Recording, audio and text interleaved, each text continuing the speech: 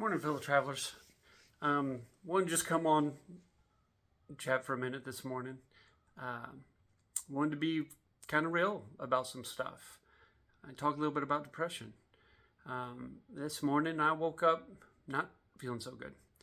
Just I call them the blahs. The reality is it's low level depression is what it is, and I don't feel that I suffer with depression per se. I don't want to take that away from people who have real, brutal, debilitating depression. But there are certainly times that I just don't feel like anything's worth it. I don't know what I'm doing. I feel like it's kind of pointless, and just can't get the energy and the muster going. And I think most of us get the same way at times. I don't think anybody feels perfect all the time. I think that's just part of the reality of life. And the problem with that is if we're not careful, man, that can drag us down. That can just take you and drag you if you start to wallow in it, dive into it. You think it's just never going to get better. Man, you're in trouble. You're in a lot of trouble right there. And so how do we deal with that? Obviously, that's part of what I'm trying to do here on this channel. I'm not claiming to be an expert. I don't have a doctorate in or a PhD in psychology and these healing modalities, but I've been through and used a lot of them. Some of the tricks that I use, I think that gratitude is one of the most powerful tools that you can use in dealing with depression and anxiety, both. People talk a lot about that there are studies that prove that anxiety and gratitude cannot exist in the same place at the same time, that they come from the same place in the brain. I don't know if that's true. I haven't read those studies. I haven't seen that work. I have certainly read a lot of scientists talk about different views on anxiety and gratitude, and they have these the transformative view and the coexistent view and the complementary view, I think it's called. But what it seems to be is that gratitude and anxiety kind of work on either a sliding scale or a weighted scale. The more gratitude you can have in your life, it seems to drop that anxiety and that depression. I know certainly for me it does. And when I'm feeling grateful and I'm thinking about what I've got, what the good things that have happened to me, the good people I have around me, the good things going on in my life, it certainly helps with my depression. And some days it's not easy. Some days you don't really feel like you got a lot going on, man. Maybe it's I hate my job. Maybe nobody loves me. That's a big one. It could be that I hate the city that I live in, whatever it might be. I've talked about this. We can always look at the glass as half full or half empty, right? We can look at the bad. Nobody's life is perfect. Nobody's. And we can look at all the bad that's going on in our life, and that will drag us down if we do that. We can look at the good that's going on in our lives, however small that might be, and that will start to lift us up, and we can start to build on it. Some people talk about gratitude. I got nothing to be grateful for. What do I have to be grateful for? And I've heard things so simple as, if you didn't have legs and you were in a wheelchair and couldn't walk, you would be unbelievably grateful for being able to walk. But me, I'm ungrateful when I can't walk without aches in my joints. And we get to breathe air. We get to breathe. If you were stuck underwater and couldn't get up, you'd be pretty grateful for breath. And sometimes those are the little things we need to look at. I talk to my kids when they don't have enough toys or whatever, and you tell them, I've certainly heard myself, be thankful there's children in Africa who have nothing. And of course, they don't understand that. But that's where we can start if we're not feeling grateful. What are 3 things we can be grateful for. There's always something. There's always something. Maybe we got a roof on over our head. Maybe we got food on the table.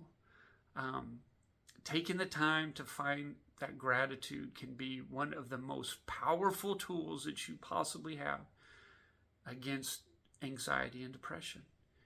And I don't think we use that enough. I think it is really, really good to use that, especially if you're suffering from depression. Beginning to use that gratitude.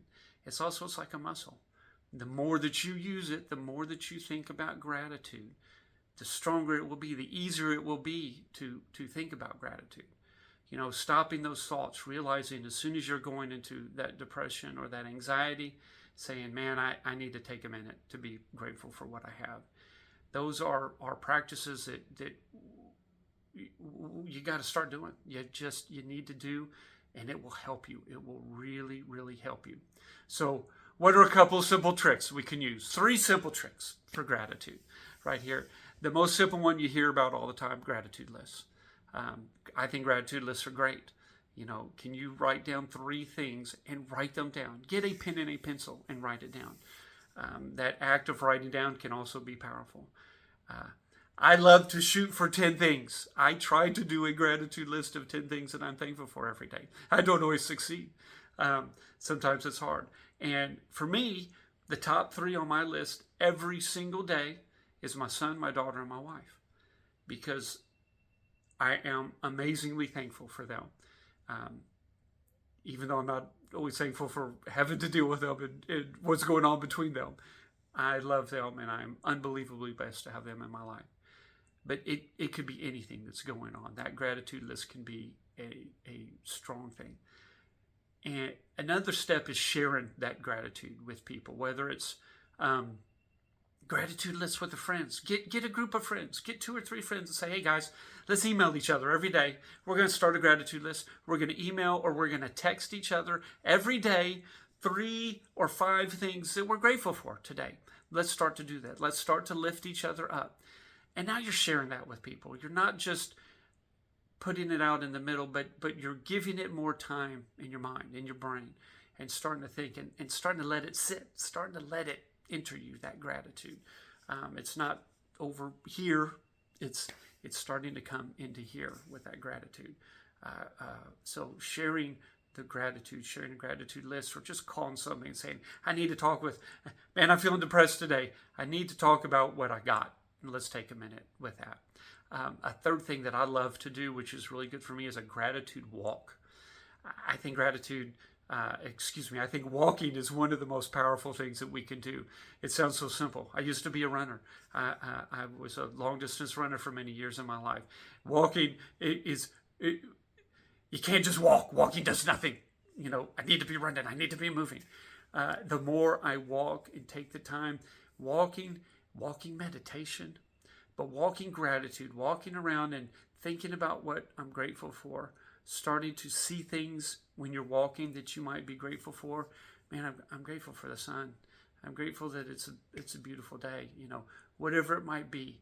Now you're moving and you're allowing that gratitude to come into your body. That can be really strong, especially if you start to do it on a regular basis. My wife calls it my old man walks. I try to get out and walk every day.